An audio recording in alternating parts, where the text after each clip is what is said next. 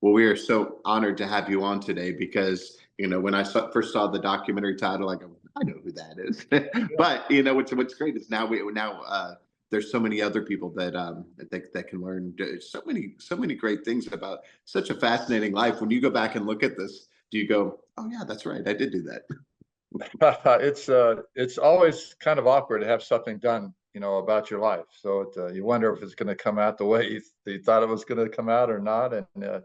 And Danny Lee did a good job. He had to piece together some old film from way back, some of the State Department tours we made of Southeast Asia, and some tennis matches that took place. Some were not televised as extensively as they are now, so it was a challenge for him.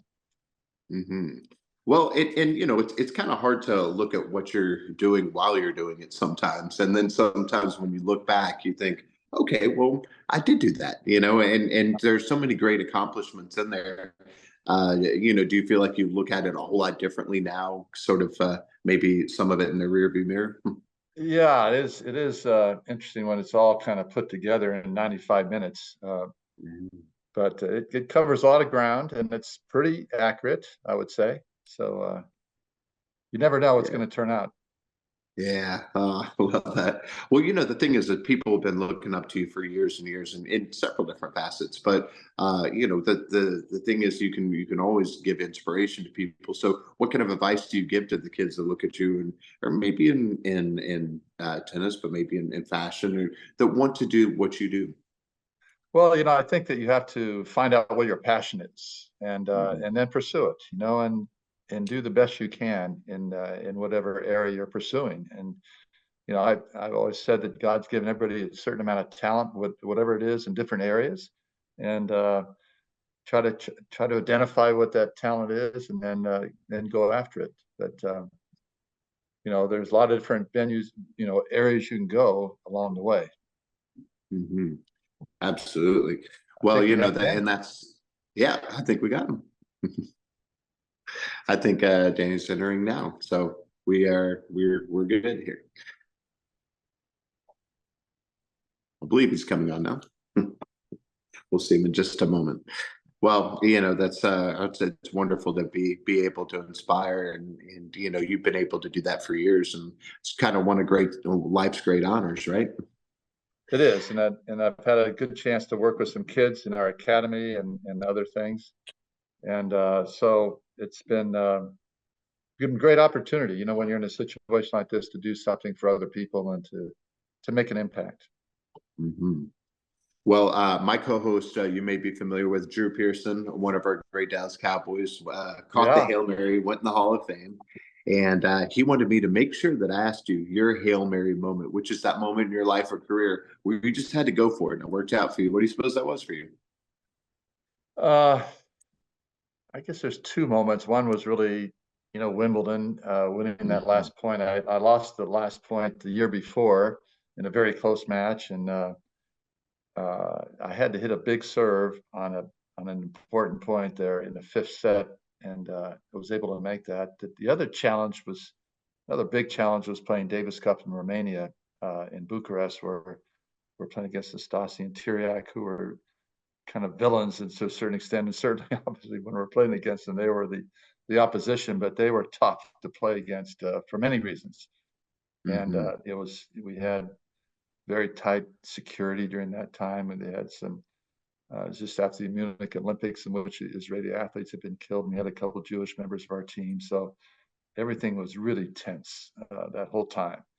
And so to be able to go through that, and to bring that, to win the Davis Cup and bring it back to the United States was a key moment in my career.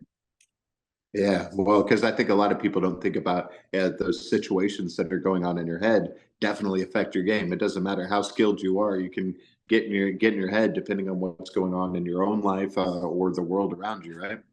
Yeah, you have to compartmentalize those things to a certain extent, but you can't totally. And so you got to be able to deal with it, and make the most of the situation. Sometimes there's things out of your control, and so one of the things I learned is you want to try to control things you can control, and not worry about those things you can't control. In tennis, you can't control the weather, you can't control the courts, you can't control who your opponent is, you can't control, whether it's going to be windy and that sort of thing. And so those things are important life lessons to realize that there's certain things in your life you really can't control. You want to try to do the best with things you can control.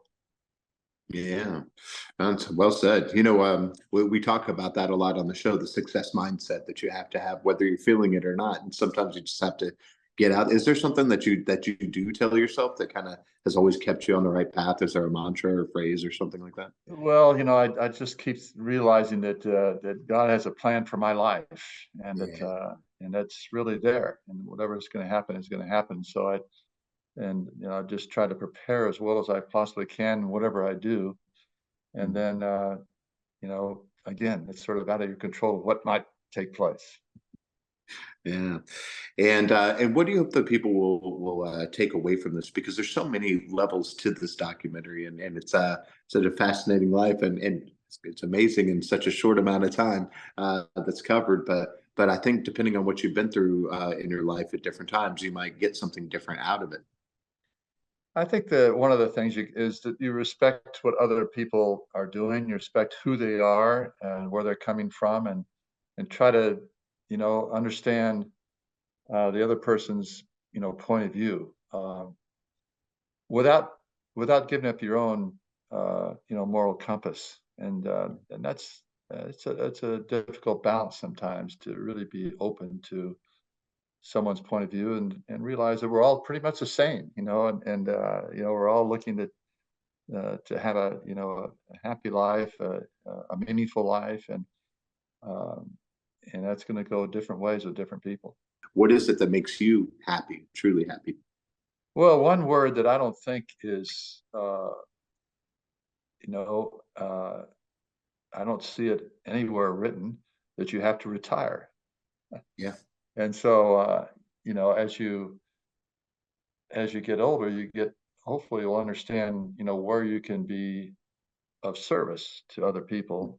Uh, and I've had a blessed life with my family and friends and opportunities. And so I'm going to continue to kind of seek out those opportunities that I can maybe hopefully make a difference.